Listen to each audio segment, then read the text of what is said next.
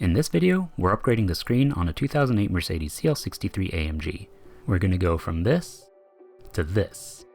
It adds wireless CarPlay, wireless Android Auto, and more, and keeps the original system accessible.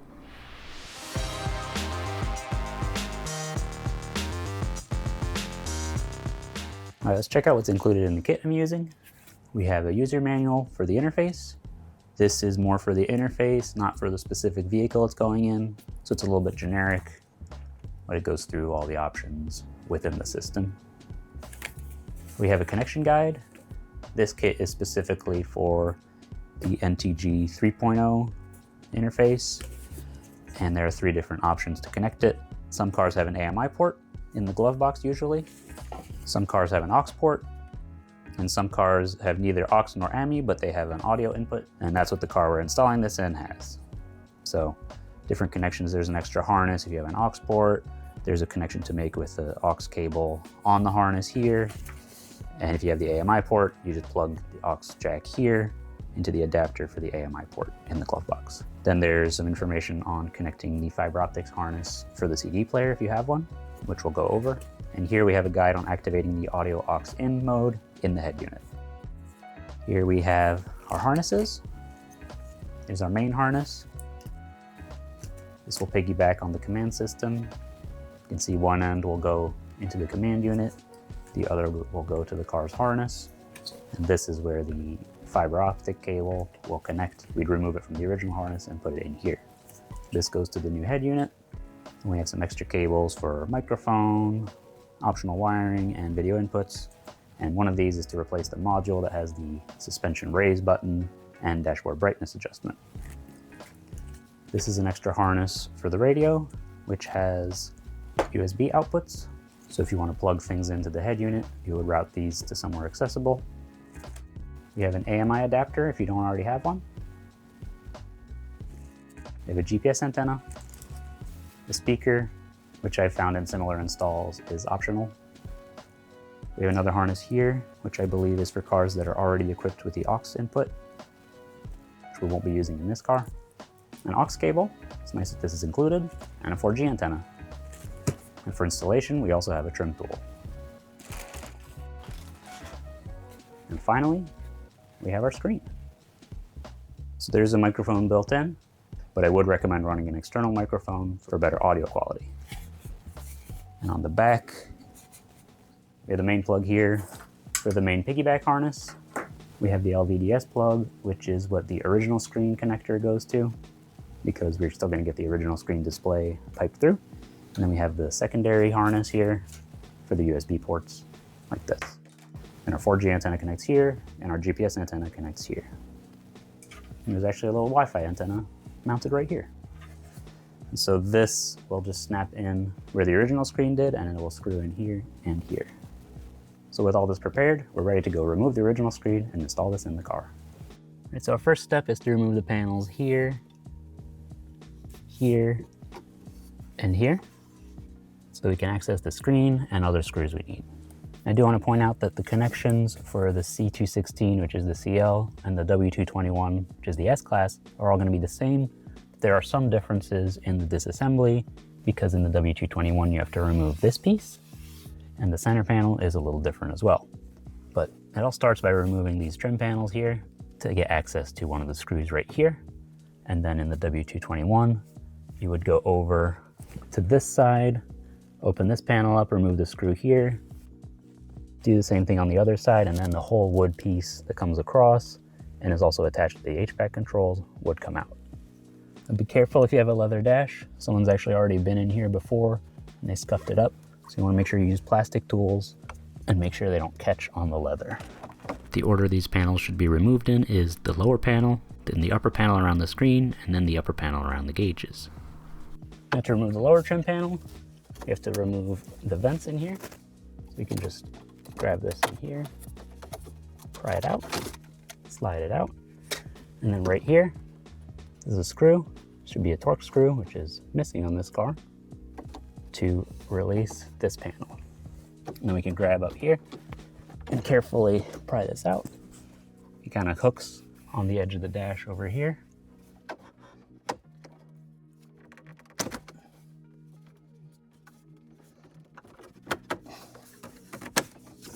go.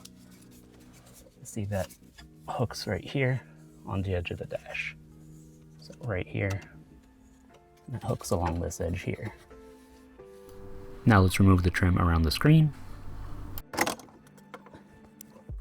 See, it's held in with clips like that on the top.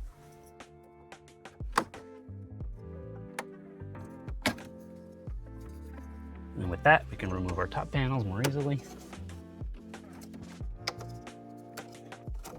because those hook in behind the edges of this panel here.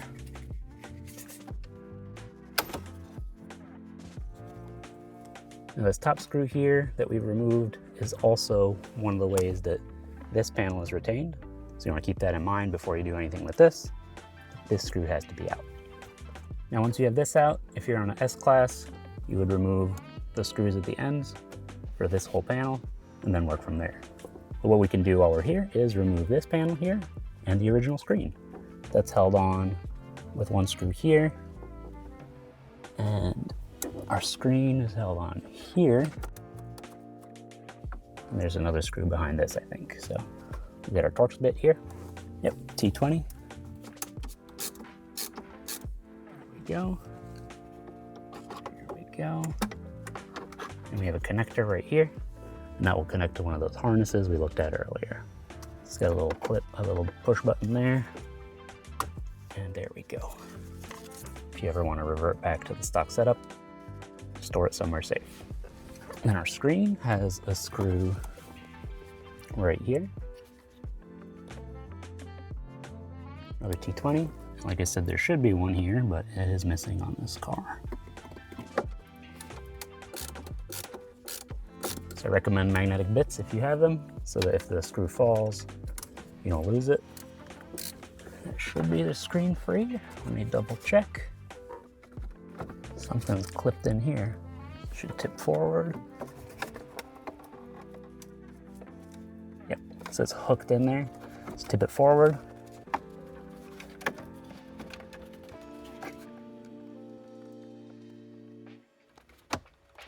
Here the screen's being held in with the cable. It's kind of on this side here. So I gotta try to pry it off. So this is a tight fit. There we go. There's another connector on the bottom, which we can actually unclip. I'll show you in a minute.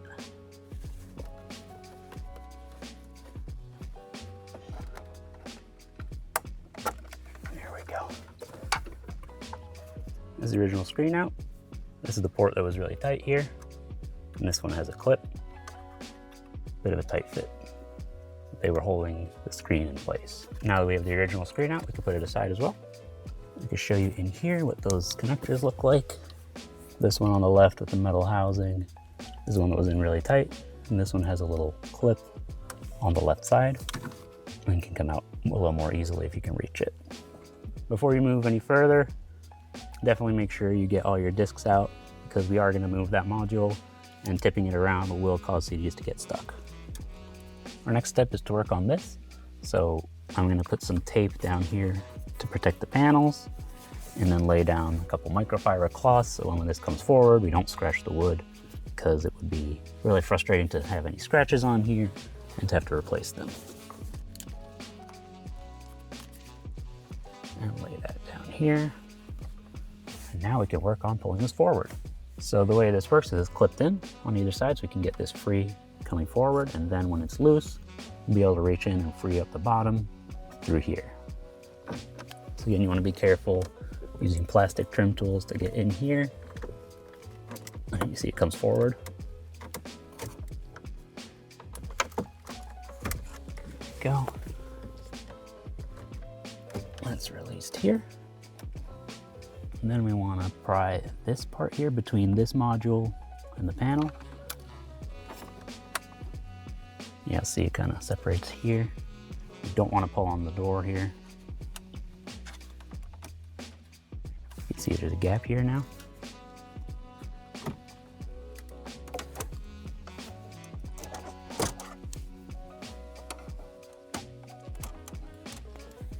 And with a straight pry tool, we should be able to get in there. There's a catch in there, which we should be able to release. by pushing down, which will allow us to pull all of this back, or forward, I guess. What we're working on right now is getting that little metal latch there to release, because that catches on the bottom of this module here and prevents this from coming out. Releasing this panel was probably the hardest part of the job for me, but it turns out there's an easier way. Removing the cup holder gives you access to the retaining clip from the bottom, so that's definitely the way to go for an easier time. Here's how to remove the cup holder. So to remove the cup holder and ashtray module to access the latch under this panel, we're going to start by removing the cup holder. So we're going to open this up, and then under these two little rubber caps, there are T20 screws. So you got one here and one here.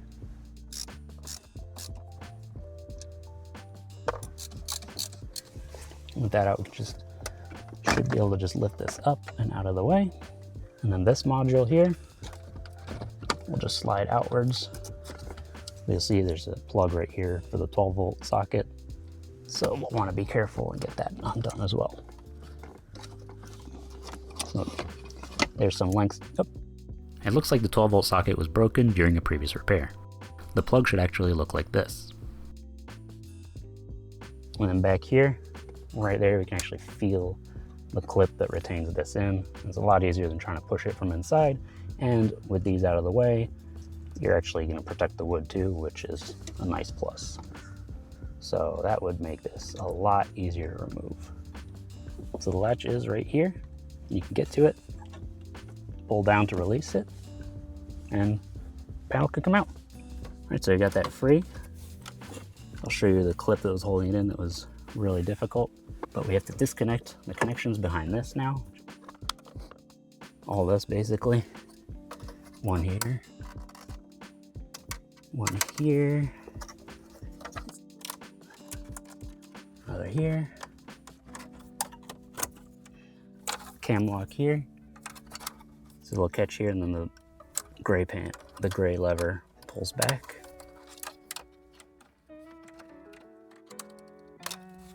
And then one more back here. There we go. This I can take out and tuck away safely. And this here is the hook that we were having trouble with. So we could go in from here and push down on it until it releases. It's actually quite stiff. So now that we have everything apart, I guess it's a good time to say that if you like this kind of video, don't forget to like and to subscribe to the channel, because there'll be more stuff like this in the future as well. Now I also want to talk a bit about the history on this car. It's actually had an amplifier replaced, so the command unit's been out, and that's why we actually have signs that someone's been here before. Now, it was done at a reputable independent shop by the previous owner. It was an expensive job, and unfortunately, as we saw, there were some issues. The first one we saw was this tab being broken, and the screw right here that just wasn't there. The screw for the screen on this side was missing, and we've seen some damage to the leather in a couple spots, like right here and right here. And they actually pried on this in a way that separated the plastic a bit here, which is not ideal. And some scuffs here and here from when they removed this panel. So hopefully I didn't make this any worse, but it's just a little disappointing that it was damaged in the first place. Oh man, look, this is also cracked. That's disappointing too. So, you know, these things happen, but we'll do what we can to improve it, clean it up, and maybe fix the leather one day. Our next step is going to be to remove the command unit, make all the connections behind it. So we'll run the harness from here to the screen where we need, and I'll also run a microphone that I found down into the footwell, so we can also go up and into this area or this area, so that we get good audio when we make phone calls. The command module is held in with 4 screws, one there, one there, one there, and one right here. So let's get those out. Oh, I think they're captive, cool. So they don't actually come all the way out, which means they're not gonna fall out, which is nice.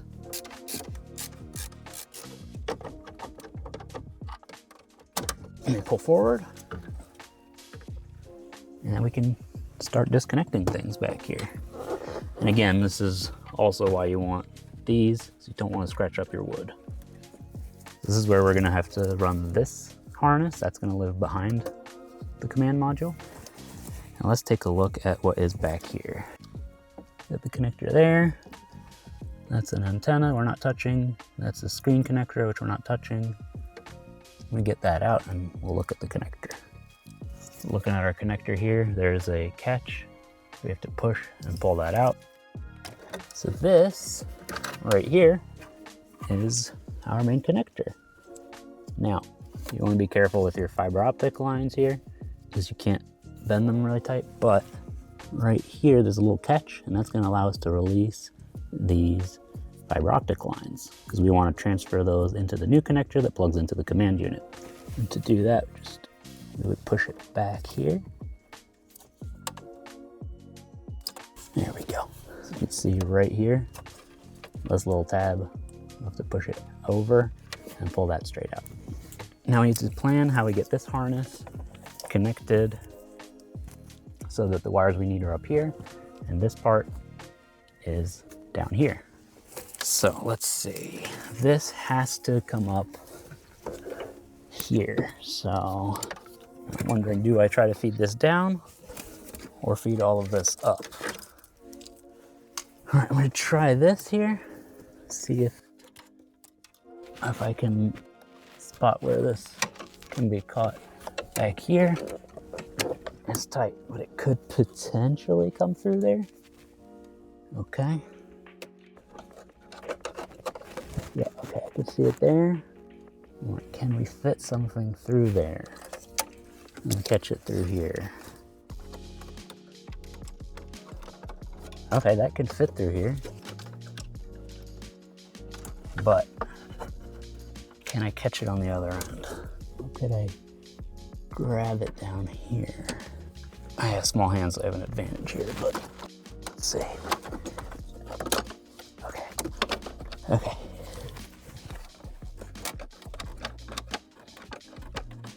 It's gone behind some stuff now.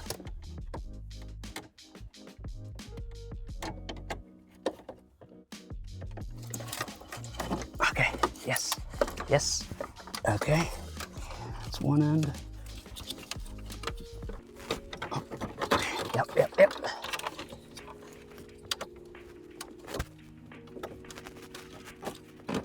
Oh, excellent. Whew. This part, I believe, is a little bit easier in the W221 S-Class because of how things are laid out.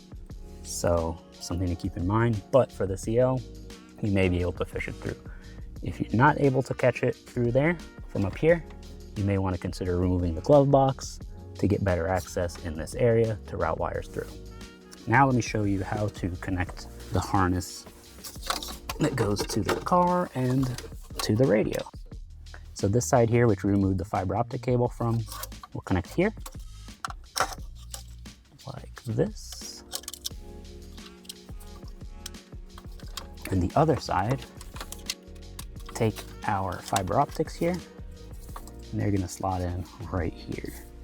You can see there's a little angle right here, and that is how you will know which way it fits correctly. So pop that in, and then this plugs in to the command unit. Now we gotta tuck this away. Oops, I made a mistake. I forgot to run these wires behind this, so I gotta do that real quick. Let me unplug this, and unplug this. This has to come through here. So we can tuck all these wires down and out of the way. Now we can make those connections again. Car side and command unit side. Go. And this just plugs back in where the original harness went. And all these wires should fit down there. So you can slide this back in and make sure that works. And right here you see these little pegs behind the screws down there. Those slot in down here. That's lined up. Now we have this in place. We'll screw it in so I don't forget. If anything happens with the connection, we'll double check. We'll just take that out, but we're gonna test everything before putting the panel back on here. Okay, now we can focus on the connections up here.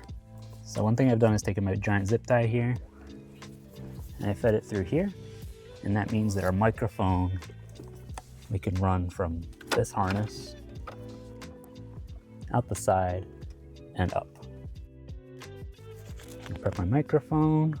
And then what I'm gonna do is actually tape it to the end of the zip tie over on the left. Take a bit of masking tape here, put a little loop on here, and then pull it through.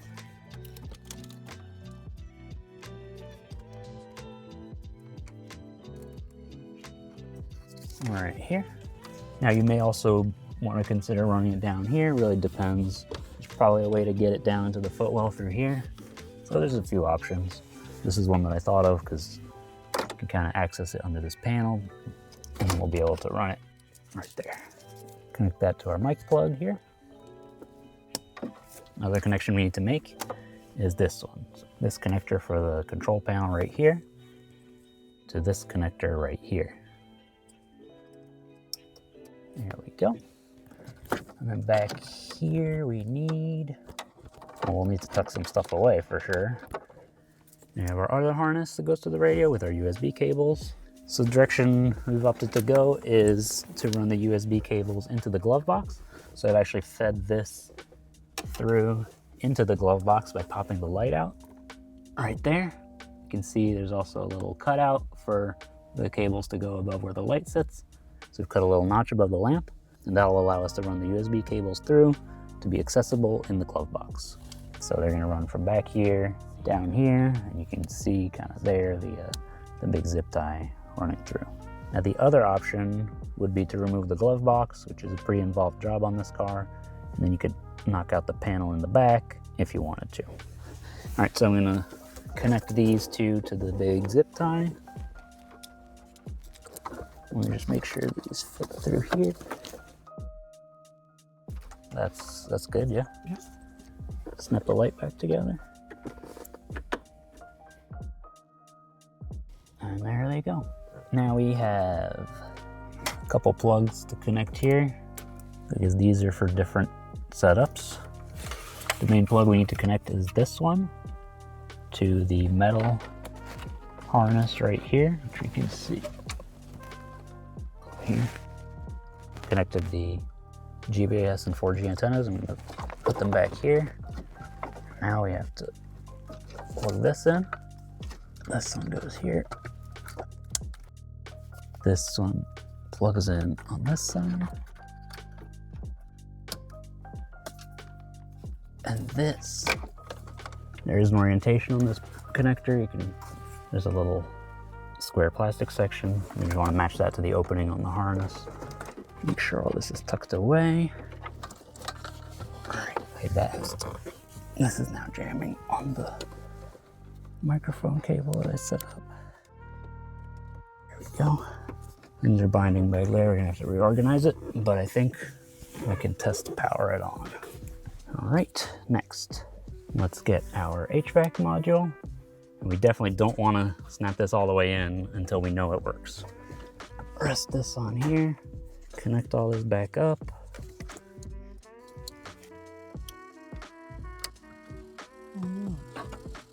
The HVAC fan? Oh, it's the clock.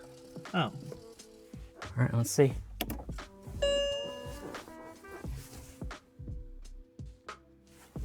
Oh, there we go. We got Android displayed here.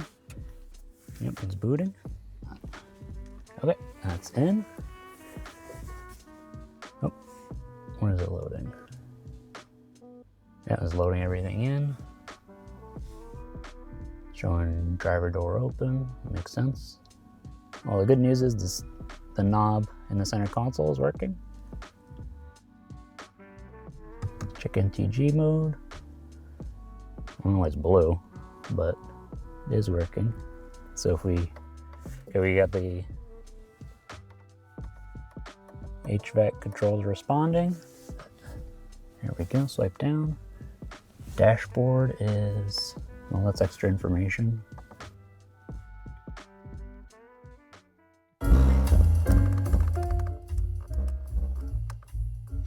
Okay, well that works. Works real well. We're gonna have to adjust the DSP just a slightly. Yeah, okay, so that works. The audio works, that's good. Guess I can put in reverse, see if it automatically goes into the screen. Yeah, I don't know if that'll work. Oh. Yep, that works. So to access the controls that were originally here, you can go to NGG mode. The actual display is powered down because the car hasn't been started for a while. The default screen is going to look like this, but if you swipe right, you can get mileage, your speed, your clock, and your controls. So you have raised suspension, sport mode, parking beeps on or off, brightness for the screen, and brightness for the dash.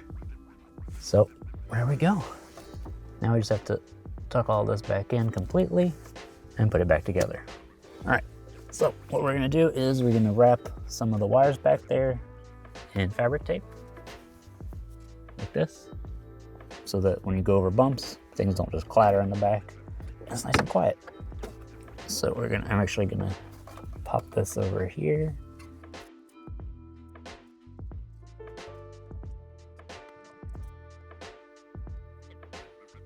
Okay. All right. Let's see. Will it fit? Okay, here.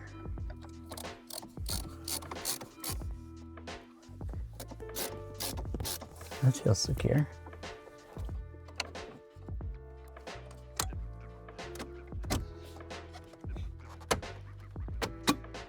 That's in. I'm going to put our top panels in.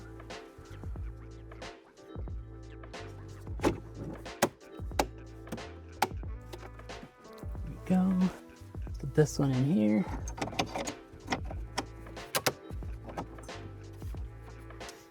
And this one here.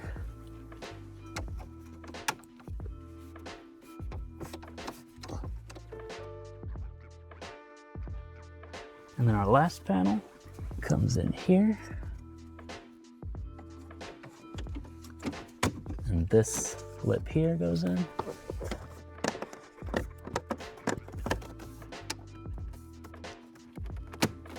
Oh, there you go. All right. Just pop this in.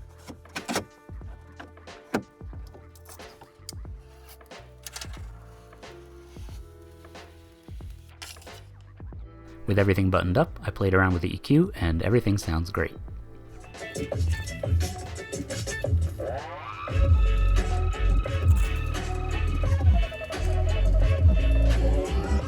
Well, sounds good. Awesome. Now the last thing to do is to position the microphone. And for the microphone, I'm gonna have it set up over here. I've loosened a 10mm nut in here so I could fit it in here more easily. Just want to be careful. This is Alcantara.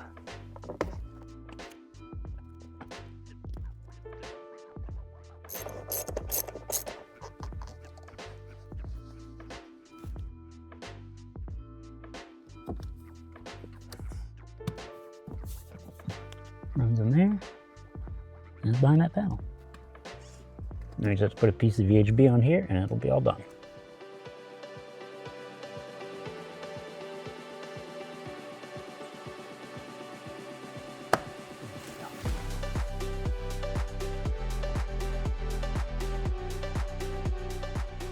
And with that, the upgrade's done, and we've got wireless CarPlay, wireless Android Auto, and more, all while retaining the original system. I'll leave a link in the video description to the kit that I use for the install if you want to check it out too. If this video helped you out, don't forget to leave a like and to hype the video because that really helps me out. And if you have any questions, let me know down in the comments. And if you want to see more videos like this, be sure to subscribe. Thanks for watching, and I'll see you next time.